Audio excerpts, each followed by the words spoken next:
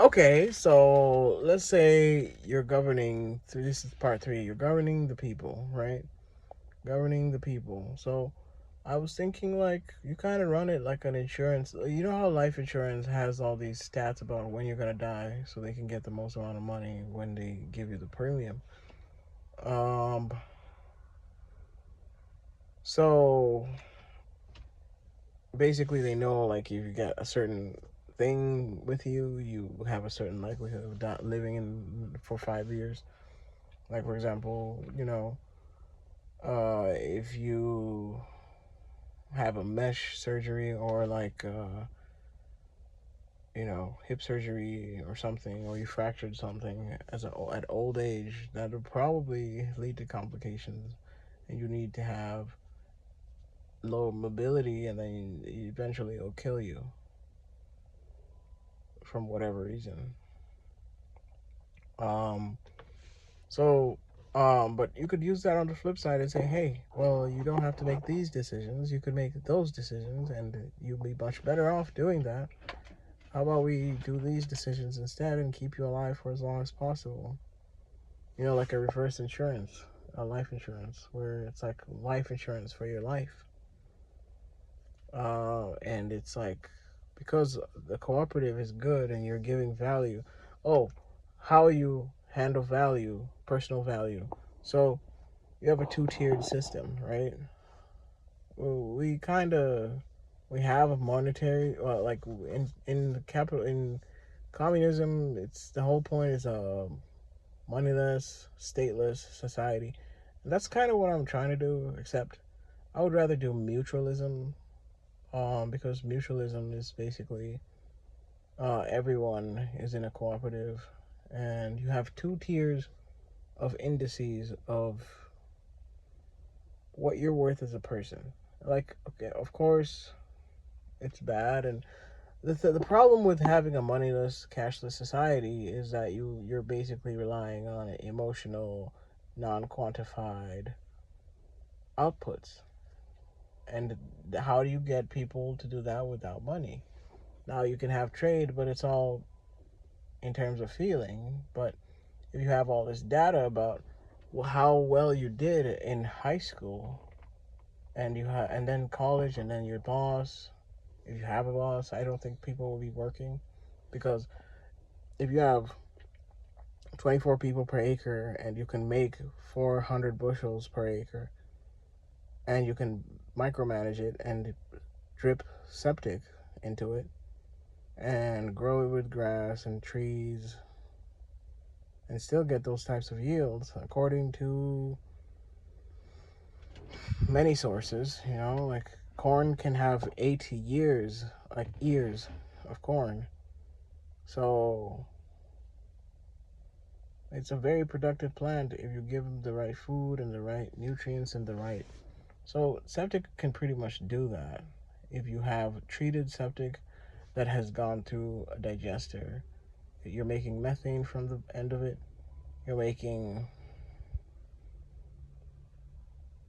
point source fertigation, and then you're adding water as much as possible with oyas, like OLLA, like ceramic cones or ceramic balls that directly put the point source of water exactly where the corn plant needs it.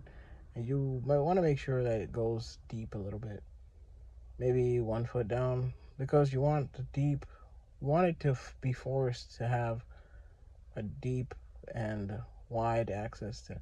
And then you want to have a drainage, of course, because you're dealing with septic, so you want to have a drainage of all this stuff so that the air is involved. So it acts like a hydroponic system. So you want to have drainage tiles underneath the whole system.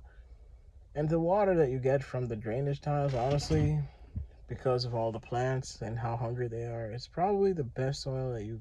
I mean, it's probably the best water that you can have, especially if you have grass on top and you don't have any kind of uh, pesticides or herbicides or anything. You just kind of let everything grow at one time, and corn is gonna dominate as long as you give it enough nitrogen, which you are, because you're using human waste whichever, like, and then you have a search tank in the beginning, like I said in the first video.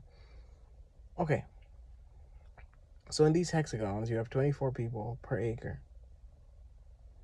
And I said you have 100,000. So you have 100,000 category. Like, that's the maximum of groups that you can have in an acre, right? So you divide 8 billion by 100,000, you get like 80,000.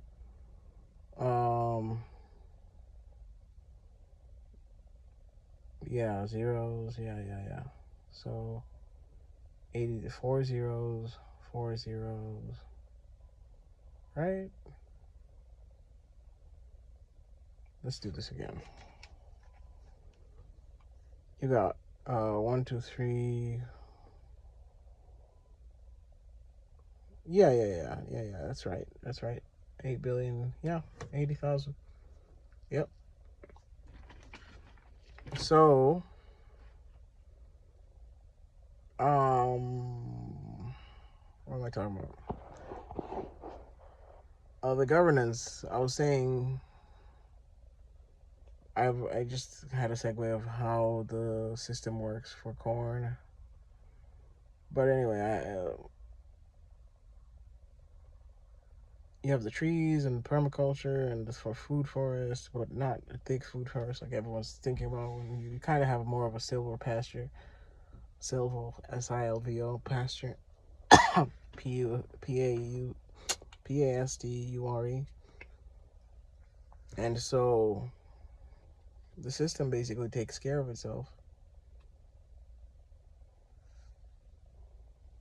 And the people, so you have 15 minutes, 24 people working for 15 minutes. I mean, if you have to do double, you maybe you harvest for another 30 minutes. You know, it's not gonna kill you. You're gonna get enough food for the rest of the year, enough calories at least, and then you know there's actually more protein than the corn will actually consume. So now you have to actually find a way to put that extra protein, the extra nitrogen. Sorry, there's more nitrogen in a human waste than the corn is going to produce. So, and coming from the acre, you already have unaccounted for nitrogen from the soil because you're all constantly watering. Once you constantly give it water, you will create a system where there's always nitrogen fixing bacteria in the area that you're watering. And that will always make this system of nitrogen producers, stagnant nitrogen producers, always making nitrogen all the time, just sitting there making nitrogen. And if they're always making nitrogen, especially nostoc, nostoc commune, that's like a bacteria, that's like the black stuff on your lawn when it gets like soggy, and then it's like a little gel. It gets soggy, and then it basically, it's like a little gel. It's like squishy. It's green, usually in a wet situation. But if you can keep a wet situation and then have the recirculating drainage, then you don't have a wet situation. You have an aerated water situation. So you can even have like a greenhouse effect if that's your that's your floor crop. You can have a greenhouse underneath the corn with plastic and everything, or you could just side shoot that entirely and put alfalfa or whatever you want to do, and then your little chickens or whatever can basically just live at the bottom and make your eggs and whatever, and you get like what 43 pounds of eggs a year from like 4 pounds of chicken. So hey, you're winning, right? I mean, that's a lot of protein, that's a lot of food, and that's just one chicken. Now imagine doing that with like however many 1 acre will sustain. I forget. Off of just those greens and a little bit of grain, a little bit of green.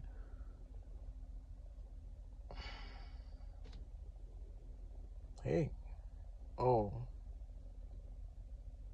you know, the waste of the wood would also be really useful, because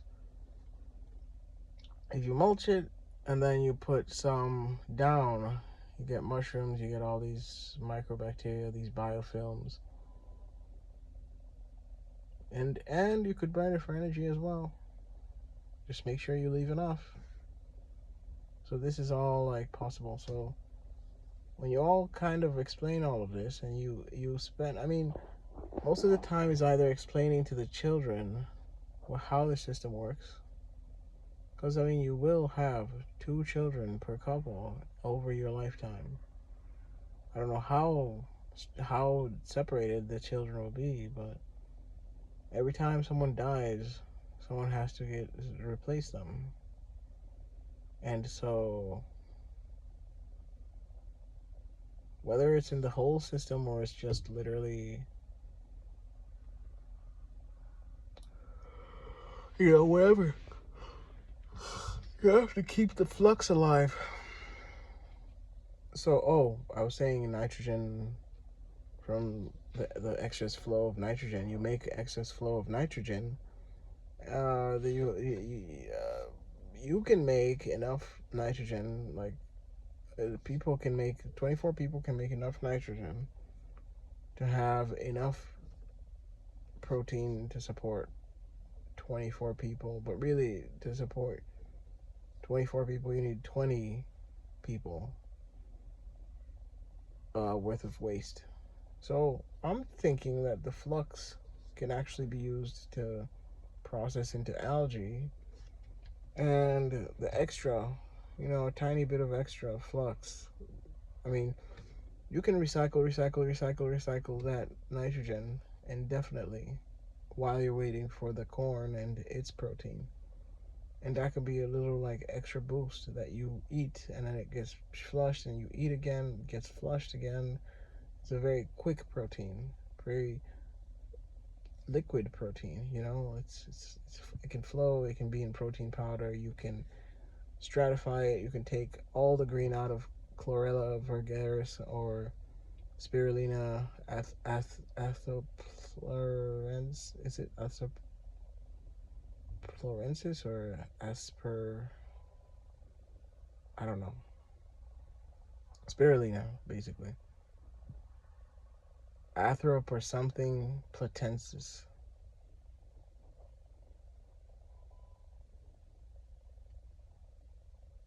Yeah, that's spirulina for you. The whatever Latin name, I don't know. I forget. Chlorella vulgaris, though, vulgaris is another one. And whichever one, you could just, because they're so densely packed with protein that actually, if you eat all of your protein from them, you'll actually get nutrient problems. So you have to take out some of the stuff with alcohol and leave the denatured protein isolate behind. And they double every day or every 2 days. So really, we're talking about massive, massive protein numbers. So that means they're eating it up, and they're like 50% to 60% protein by dry weight. So we're talking massive numbers here. So, and as long as as long as you have enough nitrogen, it will happily take it. If there's too much nitrogen in your processed water, and therefore, you would think we're doing this. But the managing aspect of it all, the bank is owned by people. The bank is owned by a cooperative. All the schools, there's not really schools. They're just, I want to embrace the Amish here. I mean, there are schools in Amish communities, but they stop at about 8th grade. Or I want to actually embrace older systems where they have such good systems in the very beginning. They don't keep repeating the same thing over and over again. They let the kids actually get engaged and learn, because kids actually want to learn. Kid can teach another kid. And they can understand what they know and what they don't know, and then they can ask questions. And when someone asks them a question, now they understand the topic more, and they and then the other thing about stewardship, you could embrace the model that they have in Japan, not the Prussian model, but the way that they clean the rooms and all that, and the respect and all. You could embrace that part of it, and you could embrace Islam, where the father, it's like a filial piety, where the father teaches the son. It's like, I like that, and they have an anti-usury, and they have very regimented lives of praying a certain time and all that. It's you can and church is only like a gathering place. You do pray there, but and there is a teaching, but it's mostly like somewhere for you to go with the community. That's also a very important thing. You pray every day, and so church doesn't seem so important as long as church is inside of you. That's the whole idea of the mosque, I guess. But still, I mean, are we done yet? Managing, managing people. What's the worst thing about people? I mean, as long as people are comfortable, and they'll pretty much accept that. I mean, what, 14? I mean, look at the returns. Just look at the returns. Look at our yields right now. Look at the flux of nutrients. You're actually gaining more nutrients in the system because of the bacteria. And you're going down further and further, stratifying the bacteria. You're still having the black scum, but it's going through the top layer, flowing through like a tiny mini greenhouse cover just to stop all the bugs from eating the open sewer. It's treated through the septic and it's through the surge tanks, but you just don't want to take chances, so you close it up for the inlet, but there's still algae. People think, oh, algae's going to steal all my nitrogen, but you know what? Do you want more live things or more dead things? So that's how I look at it.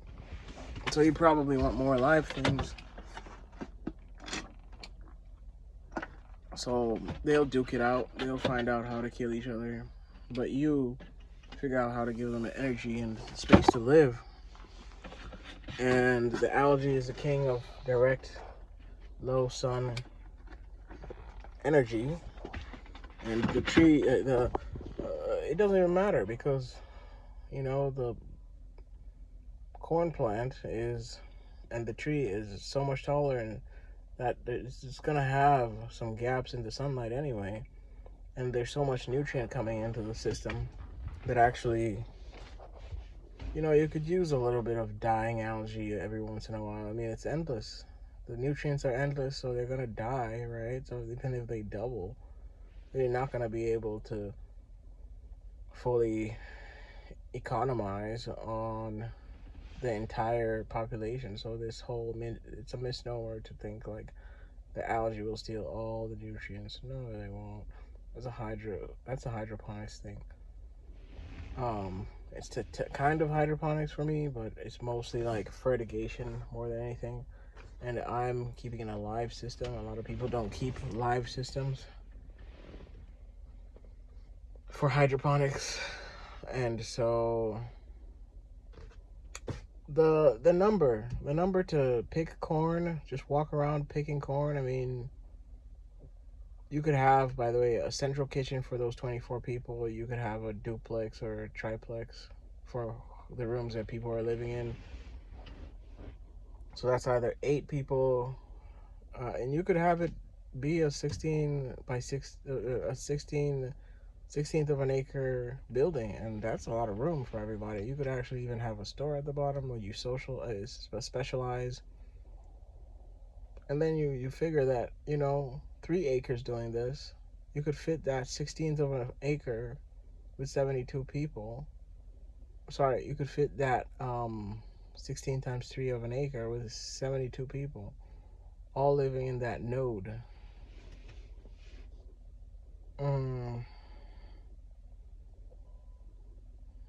So what, 3/16 of an acre?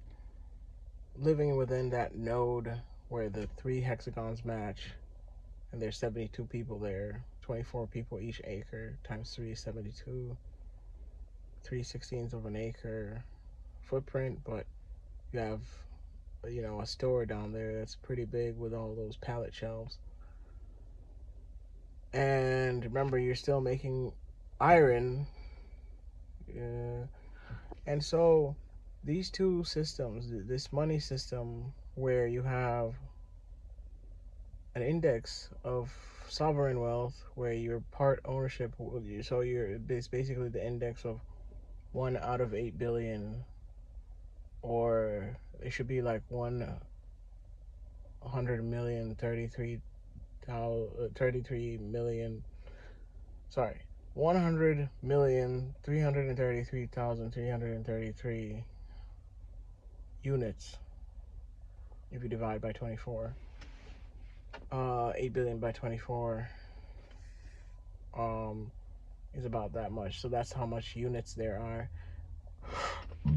Sorry, that's how much hexagon acres there are. And so if you're all in Libya and you're all doing this, it's just simple life, simple growing up, simple dying, simple everything. Me personally, I would want to be put in the regeneration loop of, unfortunately, it's gonna be weird for people to hear this, but if I could, I'd like to be put in the regeneration loop of the septic, and put me, and I want to be in the corn.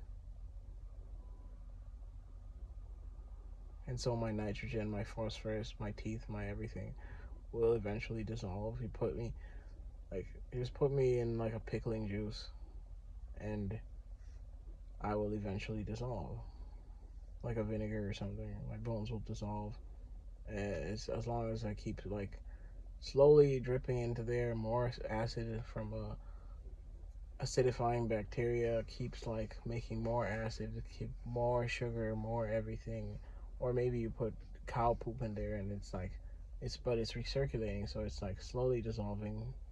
It's like more and more and more slowly dripping into the system and acidifying more of the ground, by the way, and all the salts. You just do a reflux after I'm basically fully digested. You just do a reflux, and then I basically dissolve within a year or two. I'm basically gone. The reflux of the septic would probably take care of me within the first year, and then my bones will be left. But not before all my organs are used for saving other people's lives. People that I can choose, hopefully. Like people that have a certain amount of line of, this guy would this guy did this.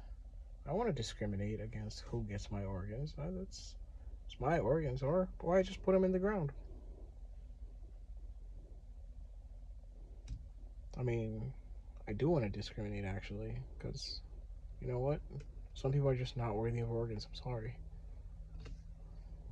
Could be one of them with a dark triad traits. I'm sorry. I should get to choose. Oh, so that's one index. One out of one. You own one part of one share of those 100 million, 333,000, whatever. 133,333,000. Yeah, there we go.